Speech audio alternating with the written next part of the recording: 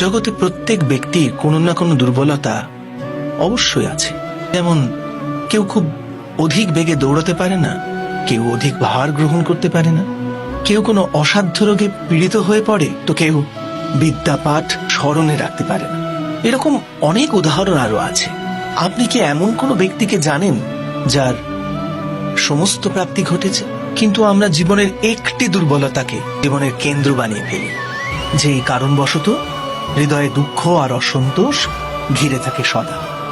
দুর্বলতা মানুষ জন্ম থেকে অথবা কোনো দুর্ঘটনার মাধ্যমে প্রাপ্ত করে, কিন্তু দুর্বলতাকে মানুষের মন নিজের অক্ষমতা বানিয়ে ফেলে।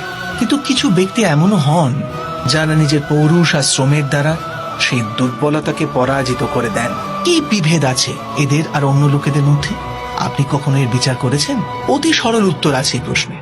যে ব্যক্তিকে দুর্বলতা পরাজিত করতে পারে না, যে পৌরুষের প্রমাণ দেবার সাহস রাখে হৃদয়, সেই দুর্বলতাকে পার করতে পারে।